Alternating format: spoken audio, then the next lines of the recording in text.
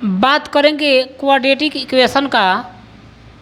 और ऐसा quadratic equation चलेगा ऐसा कि फर्स्ट टाइम ऑफ हिस्ट्री ऐसा हम लोग द्विघात समीकरण पढ़ेंगे। हम लोग जो 10वीं वाली बातें हैं ये एनडीए में बहुत काम करेगा, आईआईटी जेईई में काम करेगा, हर कंपटीशन में काम करेगा। अब रही बात कि हम लोग उस तरीक़ों से पढ़ेंगे जहाँ ये यूनिक होगा।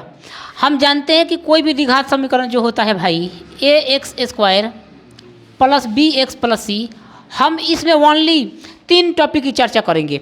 एक टॉपिक मेरा रहेगा मास्टर द्विघात समीकरण। जैसे कि हर चीज़ में जब मैंने क्या लिया था सीक्वेंस एंड सीरीज, तो उसमें मैंने master SP, master GP, master HP लिया था। अगर कैलकुलस पढ़ाऊँगा तो मास्टर कैलकुलस लेंगे, द्विघात समीकरण है तो मास्टर द्विघात समीकरण लेंगे। तो भाई a x square plus b x plus c बराबर 0। तो शर्त ये है अजीत भाई, हला नहीं करेंगे, अगर हम भाई यहाँ पर a बराबर 0 कर दें और b बराबर 0 कर दें, क्या कर दें भाई, अगर हम a बराबर 0 कर दें और b बराबर 0 कर दें तो हमको लगता है कि इस स्थिति में c बराबर भी 0 आ जाएगा। इस केस में पता चलेगा कि इस द्विघात समीकरण के नो रूट आएंगे, कोई मूल नहीं होंगे। बोलेंगे हाँ। 2 नंबर मेरा कॉन्सेप्ट रहेगा भाई, अगर हम इस द्विघात समीकरण में केवल और केवल a को 0 कर दें, क्या कर दें भाई मेरे, a को 0 कर दें, तो उस केस में ये x से ये 0 बन जाएगा और x का जो मेरा वैल्यू आएगा भाई वो माइनस सी बटा b आएगा। तो कहने का मतलब कि एक केवल और केवल एक ही रूट निकल पाएगा और एक रूट इन्फिनिटिव हो जाएगा, पता नहीं चलेगा है।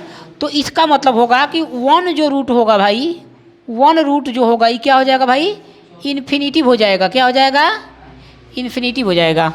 और 3 नंबर की अगर मैं बात करूं भाई, 3 नंबर की मैं बात करूं कि अगर केवल और केवल मैं सी को 0 कर देता हूं, अगर मैं केवल सी को अगला अगर मैं a बराबर सी कर देता हूं, क्या कर दे भाई, अगर मैं a का वैल्यू सी के वैल्यू के बराबर कर दूं तो पता है बात क्या बनेगा भाई साहब, a के वैल्यू सी के वैल्यू के क्या कर दे भाई, बराबर कर दें।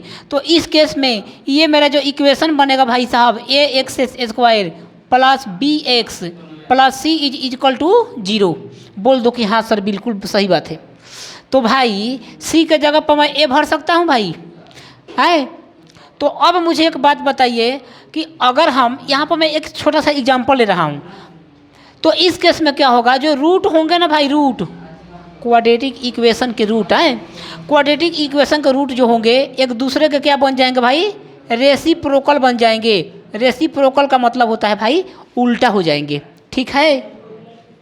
और मैं 4 नंबर कॉन्सेप्ट लेता हूँ भाई साहब, if alpha is repeated root, repeated REAPETED repeated root of a x square plus b x plus c बराबर 0।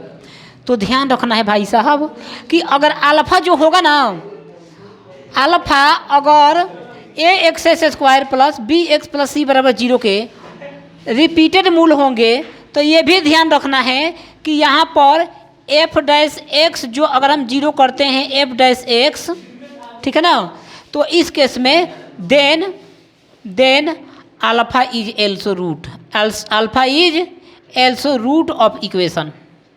कौन इक्वेशन भाई साहब, यही इक्वेशन का मूल होगा। कहने का मतलब है, मैं एक एग्जांपल लेना चाहता हूँ छोटा सा।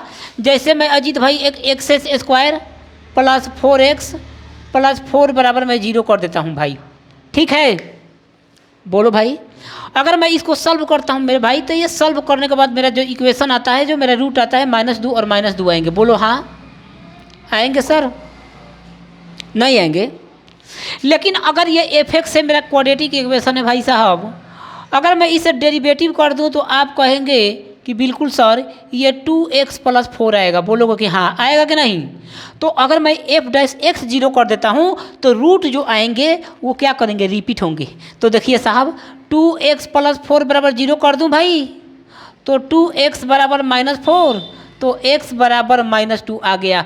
तो कहने का मतलब कि if alpha is root of equation a x square plus b x plus c बराबर 0, then f dash x is also the root, then alpha is also root of equation. होगा कि नहीं होगा? तो अगर कोई इक्वेशन, अगर कोई द्विघात समीकरण के कोई मूल आता है अल्फा, अगर हम उसको डेरिवेटिव कर दें तो भी अल्फा का मान निकल जाएगा, हमें इसको गुणखंड करने की ज़रूरत नहीं पड़ेगी। तो भाई ये कॉन्सेप्ट याद रहेगा अजीत भाई। और एक ऐसा कॉन्सेप्ट बता रहे हैं, ना कहीं बुक में मिलेगा ना कहीं मिलेगा, एक नाम है मास्टर, MAS लिख दें। ऐसे दुनिया का कोई भी क्वाड्रेटिक इक्वेशन सवाल होगा, पेन तो चलाना ही नहीं है, कॉलम उठाने की ज़रूरत नहीं पड़ेगी, master QE, master quadratic equation. अगर भाई ये AX² है और ये भाई BX प्लस सी है, तो एक बात ध्यान में रखना कि पुट अल्फा बराबर 1 रख सकते हो। हम जानते हैं कि इस द्विघात समीकरण का केवल और केवल 2 मूल आएंगे, बोलो हाँ। तो अल्फा बराबर 1 और बीटा बराबर 2। तो अब बताइए भाई साहब, ये क्या बन जाएंगे? ये बन जाएंगे ए अल्फा बराबर, आप जैसे ही आपने अल्फा बराबर 1 रखा, बीटा बराबर 2 रखा, तो आप मुझे बताइए तो द्विघात समीकरण कैसे बनाओगे? x² minus alpha plus beta into X, मैट्रिक में प्लस अल्फा इंटू बीटा बराबर 0। बोल दो हाँ, सही बात है। तो भैया x² माइनस 1 और 2 अल्फा और beta 3x plus alpha into beta 1 into 2 होगा इज इक्वल टू 0।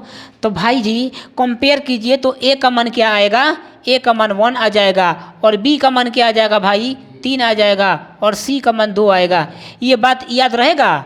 अगर ये मास्टर क्वाड्रेटिक इक्वेशन याद रहा तो पूरा ऐसा मास्टर मतलब क्वाड्रेटिक इक्वेशन है कि दुनिया का कितना भी कठिन सवाल होगा, IIT का, मेडिकल का, किसी भी लेवल का क्वेश्चन होगा, पेन उठाने की ज़रूरत नहीं पड़ेगी। तो याद रहेगा ये कॉन्सेप्ट। चलिए सर, अब हम इस पर एक कुछ सवाल लेता हूँ और इस सवाल को मैं देखता हूँ कि सवाल किस लेवल का है। सर सवाल उठा लूँ एक।